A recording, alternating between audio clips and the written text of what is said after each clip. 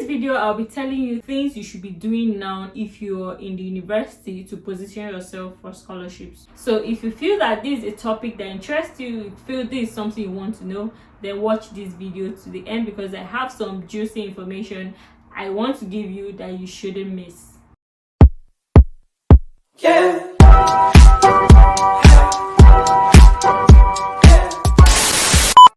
Hey stars, welcome back to our channel. If you're seeing this channel for the first time, my name is Solis Ojotile and you're welcome to join this family. You're welcome to join this community of stars. Please join by clicking the subscribe button. Okay, so let's get started into the video. I found that there was need for me to do this video to share what I know with people, especially undergraduates, people who are still in their university, who are hoping to get better opportunities later in future, especially keen into scholarship applications. There are things I wish I knew when I was in university. Though I did a lot of things, but I didn't consciously know that what I was doing was going to add to profiting me to getting a scholarship. And these are things that people who are undergraduates still do not know about. So these are the things I'm going to tell you in this video. First of all, I want to begin by saying that if you're interested in applying for scholarships after you study and you're still in the university, congratulations. Congratulations, because you are still in a position to shape things for yourself. You're still in a position where you can still shape what will happen to you later. I mean, you still have every opportunity to correct wherever you have to correct now, so it doesn't affect you in future. I want to bring it to your notice, if you are watching this video and you are an undergraduate, it means you are studying your bachelor's degree and you want to apply for master's scholarship. That getting scholarships are dependent on many things. First of all, it's dependent on your academic excellence. It is also dependent on your capabilities, your leadership capabilities, voluntary capabilities, and all. So you have the opportunity to shape this because you're still an undergrad, because you're still in school. The things I'm going to be telling you in this video are things you should be doing now. If you are still studying, you're still an undergraduate. This is also applicable to people in secondary school who wish to get undergraduate or bachelor's degree scholarship. If you are still in school, you should try to graduate with the best grade that you can. Yes, graduate with the best grade. If you can't graduate with a first class, don't go less than 2-1. Just give it your best. Graduate with the best grade that you can. Scholarships are very, very competitive, and they are mostly being given to people that have demonstrated some kind of high academic excellence. I'm saying that people do not want to waste their money on people who will go to school and fail. Organizations sponsoring scholarship, governments that are sponsoring scholarship, they don't want to give their scholarship to people who will go to school without dreams, without goals, without drives, and they will fail. So for them to know that you're brilliant, it means you have done well in the previous education that you've had. It means you have demonstrated some level of academic excellence in your previous education. And how can you do that? You have to do it from the study that you are doing now. You have to show that. They have to see it from your previous certificate that you have excelled. So if you plan to apply for scholarships, graduate with the best grade that you can, give your studies the best, give it all your strength. Don't follow people that will say that CGPA does not matter, or from 3.5 to 4.49 is second class upper. There's no difference. See, in scholarship applications there is difference. Yes, in scholarship applications there is difference between 3.5, which is a 2-1, and 4.49, which is a 2-1. Yes, there is a difference. And even if you're going to graduate with a 2-1, aim for the best. There's also a difference between 4.5 and 5.00. Yes, the competition is high and you want to give it your best by coming out with the best grade that you can. So don't mind people that say it doesn't matter, it doesn't really matter, you don't have to graduate with the best grade, and no, grade does not matter. No, grade does matter in scholarship applications. So if you're still in school, this is from me to you.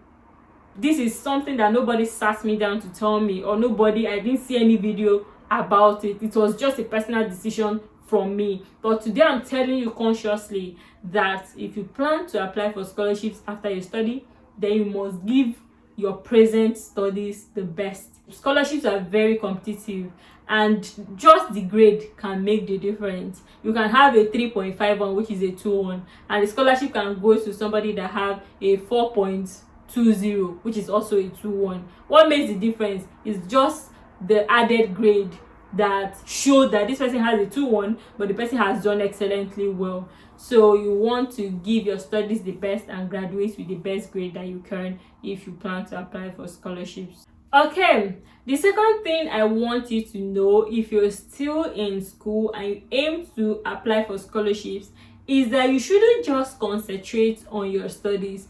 You should try to make a difference.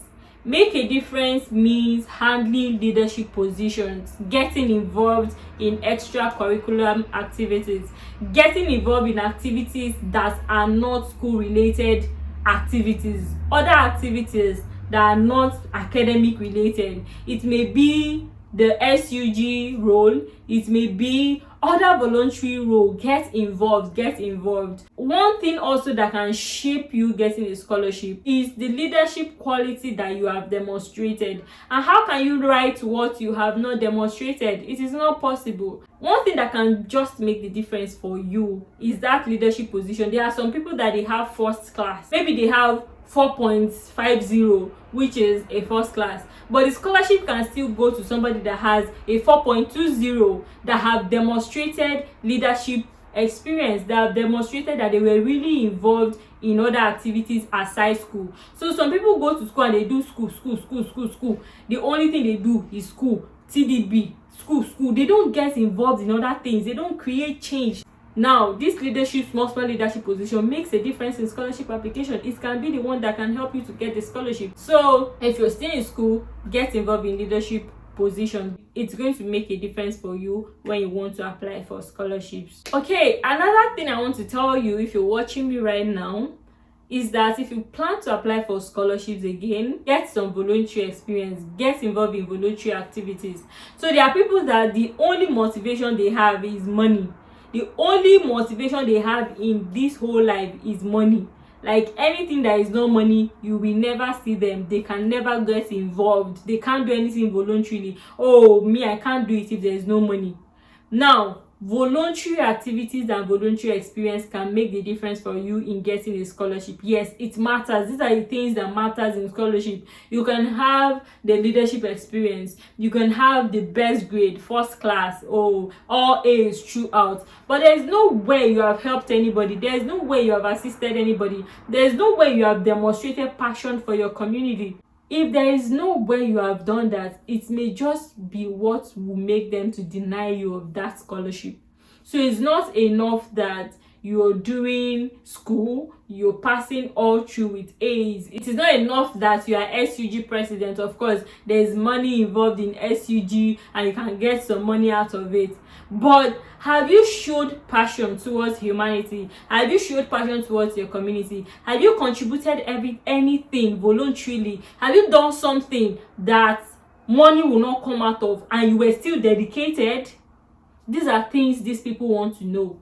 These are things that will make the difference for you. So if you're interested in applying for scholarship, get involved now. Look for one of the SDGs out of the 17 SDGs. Look for something you are passionate about out of the 17 SDGs. Look for it and start working on it. Is it climate change? Is it gender equality? Is it poverty reduction? What are you interested in? Carry the SDGs and look at them. What can I solve? What can I contribute? Pick it up and join one NGO, join one voluntary organization. You can start yours. Yes, if there is a drainage system that is not working in your community, you can mobilize people and start cleaning it up. You can start an organization that will sensitize people about how they dump their refuse. So these are some of the things that are going to make the difference for you. So get involved in your community. Okay, the last point I want to make is that you should network. Yes, network with your lecturers. If you want to apply for scholarships, scholarship applications are just so long, like it can be so long. And in that applications, you constantly need your lecturers to write reference letters for you. You constantly need them to attest to the fact that they know you. So if you are still in school, don't ghost yourself. Don't just be a bench warmer. You come to class and you warm the bench and you go home. Don't just be that.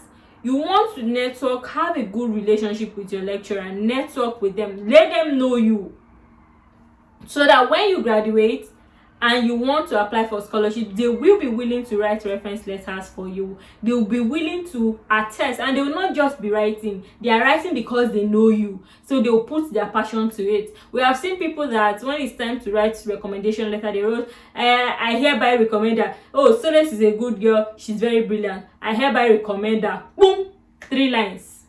And then another person is writing a whole A4 paper, telling them where and how and what you have done. There's a difference between these two types of reference letters.